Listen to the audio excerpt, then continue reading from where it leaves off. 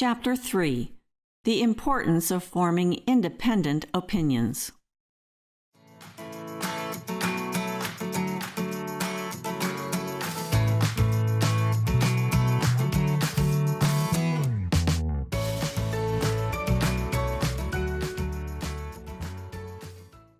We are all seeking to enter the kingdom of God, the kingdom of love, and then we stub our toes over and over on difficulties with other human beings.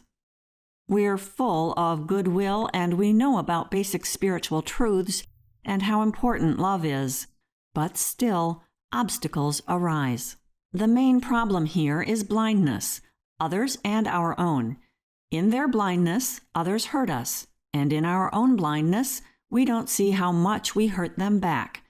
Whenever we think that our suffering is caused by someone else, we lose.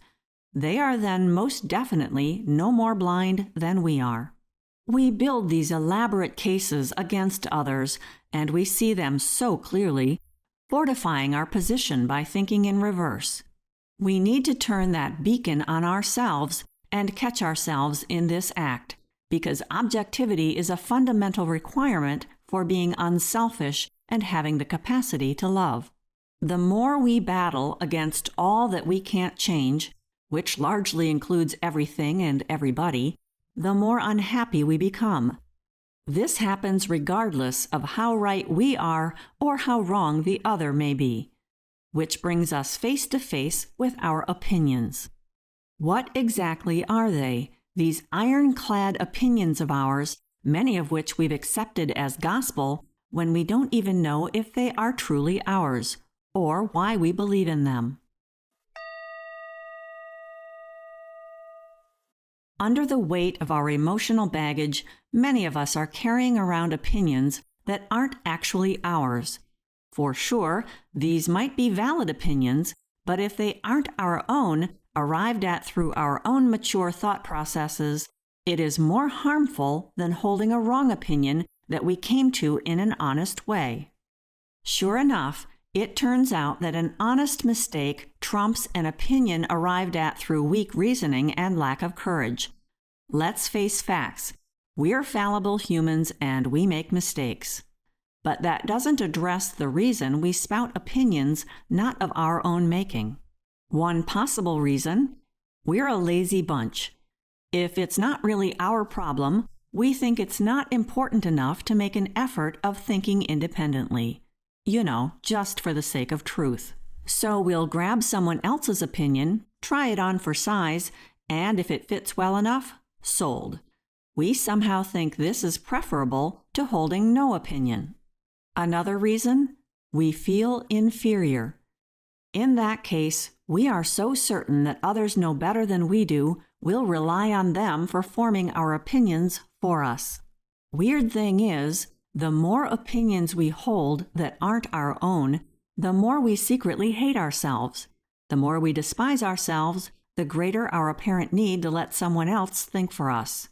Around and around we go. We need to have the guts to step off this merry-go-round. When we do formulate our own view of things, we may find our ideas differ from others. And when we have the courage to live up to them, paying the price of possibly swimming against popular opinion, we automatically find a whole new pool of self-respect. And that sets us free. On the other hand, if we come to the same opinion we held before, but now we really own it, the courage it took to break free from the yoke of weakness we were wearing will have the same positive effect.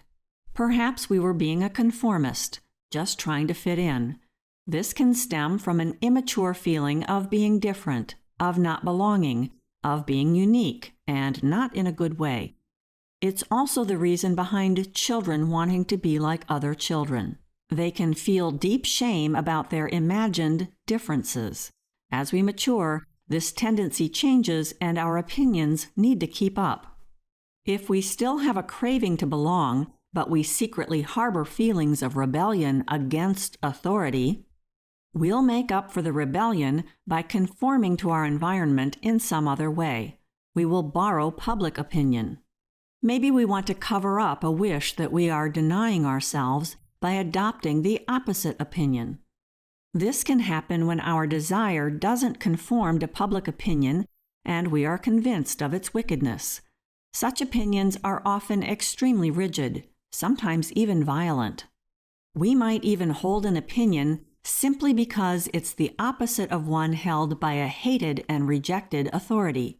In this type of defiance, rebellion, and hate, we are just as much in bondage as if we were conforming. We're still totally dependent on the other. In all these cases, we are not being true to ourselves. We're selling out for an imagined gain, and that leads to self-hate, which we bury in our unconscious.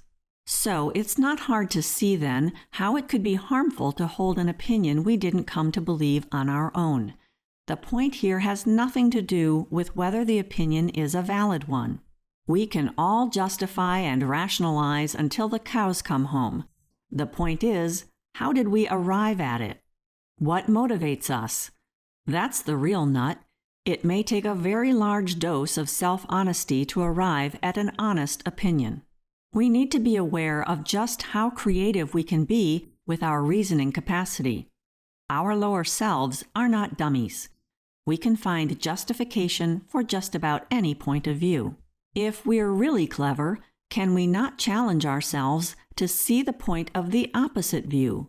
Whether the topic is politics, religion, love, or sex, we may uncover the truth that we've got a personal stake in our opinion. We're not able to be completely objective. All this is good grist for the mill of self-honesty, and that is nourishing food for the soul.